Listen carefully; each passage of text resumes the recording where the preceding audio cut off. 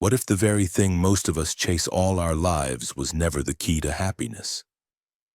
What if money, the promise of freedom, the symbol of success, was actually a lie?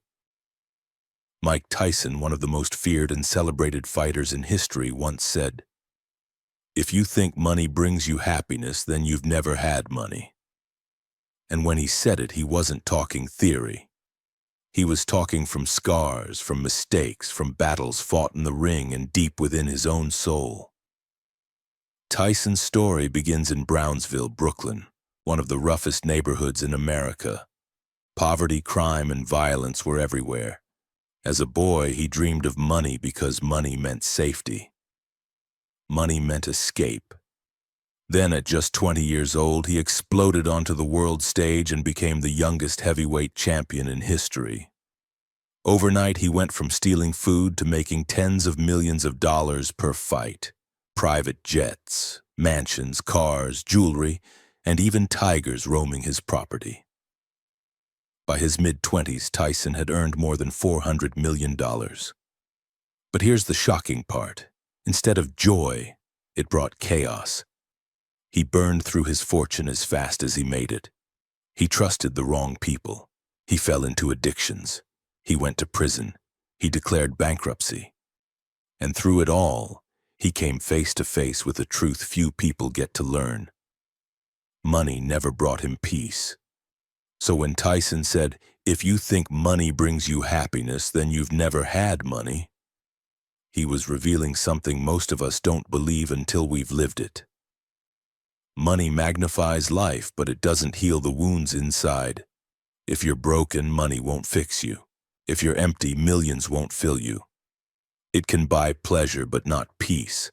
It can rent attention, but never purchase love. Tyson discovered that the more money he had, the more people gathered around him, not for who he was, but for what he could give them. And the moment the money disappeared, so did they. History tells the same story. Think of Alexander the Great. By 30, he had conquered most of the known world. He had armies, treasures, and lands that stretched from Greece to India. And yet, on his deathbed, he asked that his hands be left hanging outside his coffin. Empty. It was his way of saying, no matter how much wealth you gain, you take nothing with you. Just like Tyson, Alexander achieved everything men dream of, only to realize that true fulfillment could not be measured in gold or empire. Even today, we see the same lesson playing out. Celebrities and athletes with wealth beyond imagination still fall into depression, addiction, or loneliness. The headlines scream success, but behind closed doors there is despair.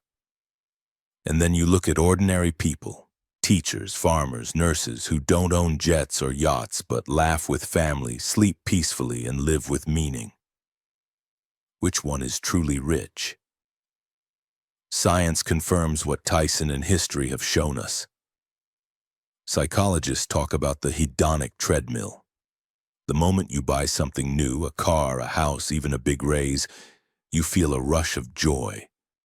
But soon it fades and you're back craving more.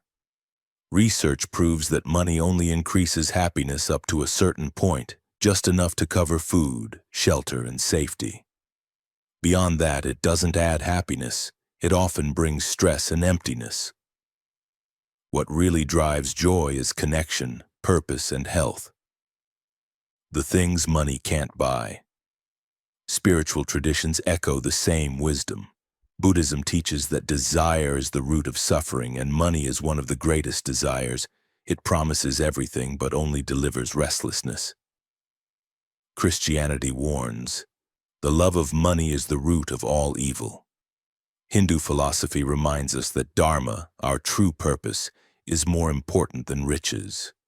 And the Stoics, from Marcus Aurelius to Epictetus, insisted that real wealth is mastering your mind, not your possessions.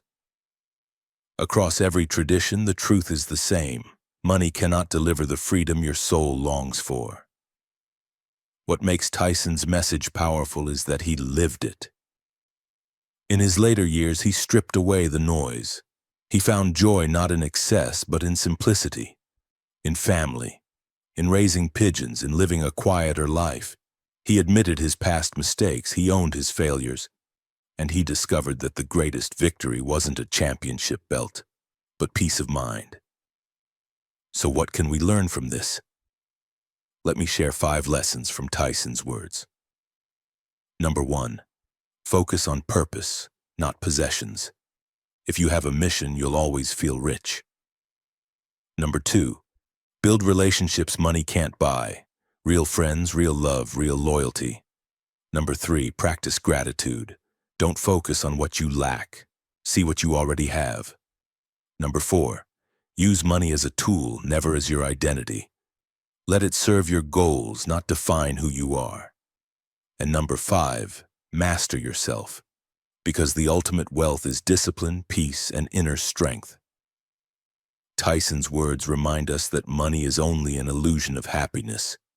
It can buy comfort, but never love. It can rent excitement, but never peace.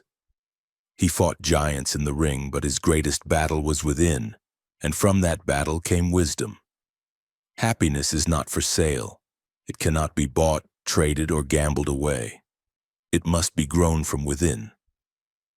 In the end, the richest warrior is not the one with the biggest empire, but the one with peace in his heart.